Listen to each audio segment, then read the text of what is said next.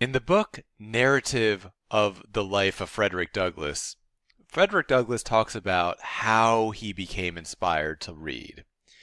It begins with his mistress teaching him how to read, trying to teach him how to read out of some kind of kindness, and then her husband striking up a very high level of opposition to him learning how to read. He basically says, this is the master speaking, he says, if you teach him to, if that, basically the idea is that if he learns how to read, there would be no keeping him. It would forever unfit him to be a slave. He would at once become unmanageable and of no value to his master. This inspires Frederick Douglass to read because he hears this. He hears the master saying that if he, the slave, learns how to read, it's going to set him on this path of freedom and unmanageability, which is actually something that he wants. And here's what he says. He says, the very decided manner with which he spoke and strove to impress his wife with the evil consequences of giving me instruction served to convince me that he was deeply sensible of the truths he was uttering. And Frederick Douglass decides, basically, that what he most dreaded, I most desired. What he most loved, that I most hated. That which to him, him being, of course, the master, was a great evil, to be carefully shunned, was to me a great good, to be diligently sought, etc., etc. And eventually he says, in learning to read, I owe almost as much to the bitter opposition of my master as to the kindly aid of my mistress. I acknowledge the benefit of both. The reason I bring up this passage is because I think it perfectly captures what reading is good for. Why is it good to be able to read deeply and critically? The simple fact is, no one is going to give you the pure, unfiltered, varnished truth of what's written. If you learn to read something yourself, whether that is literature, whether it's a philosophical text, scientific text, even a religious text, you're going to see what the original actually says. If instead you have somebody else filter it for you, they're going to filter some stuff out. They're going to show you emphasize some things and de-emphasize other things. Let's take a look at some of these, just a couple. I've come up with a couple of examples of books that are hidden in one way or another. One book that you're probably not going to hear talked about in your schools ever is the book The 12-Year Sentence. This is a book by John Taylor Gatto. He was Teacher of the Year in a major part of New York, and then he immediately quit because he wanted to draw attention to how worthless and pointless schools are.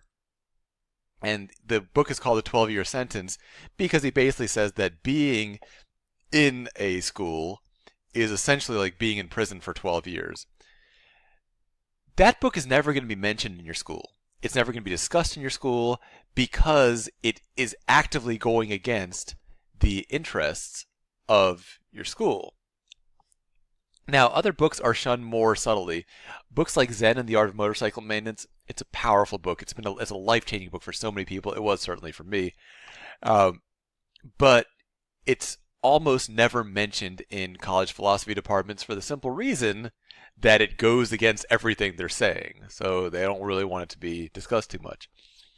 Sometimes things hide in plain sight. Most of you guys are actually required to read Catcher in the Rye in school.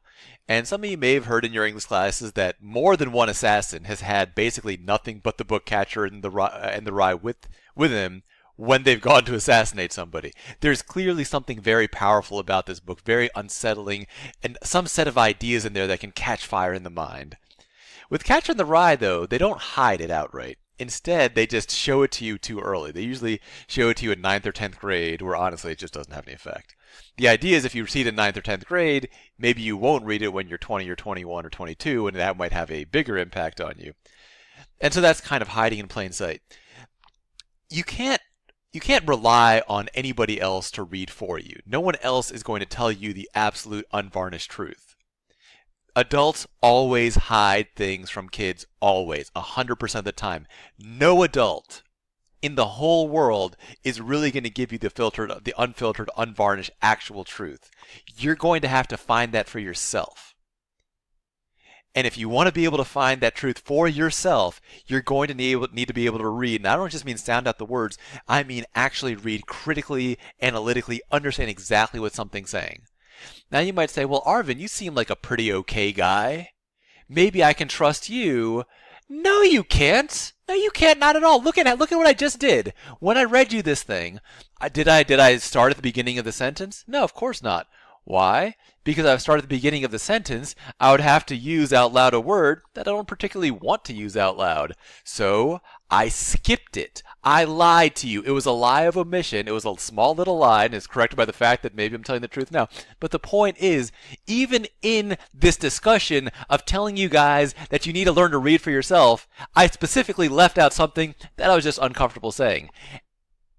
That's the extent to which you cannot trust anyone but yourself to find the truth in whatever you're reading. To look for things that you should be reading. Here's another example of the same principle. Many of you guys have at some point at least heard of the Declaration of Independence. And maybe you kind of read the first little bit. Now, the Declaration of Independence is considered to be one of the most important works of political philosophy, political writing in human history. It is about 1 page long, and yet almost nobody in school reads the entire thing. Why? Because there's a lot of stuff in there that's just kind of uncomfortable by modern standards.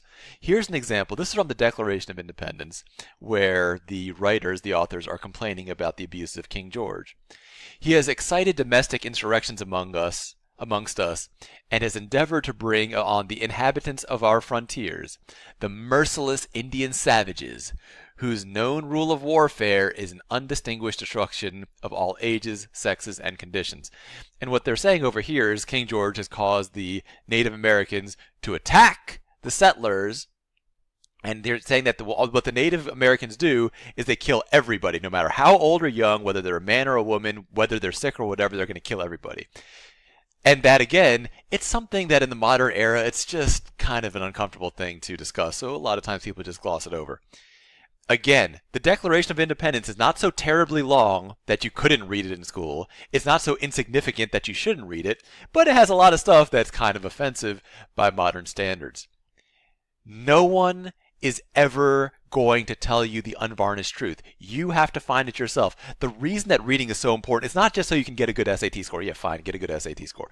It's so that you have access to all of the world's knowledge in a way that no one else can take it from you. You're not dependent on somebody else's, feelings or whatever, or their political agenda or whatever, to present the truth in the way they want to present it. If you rely on other people to present the truth to you, they're going to present it the way they want you to think of it.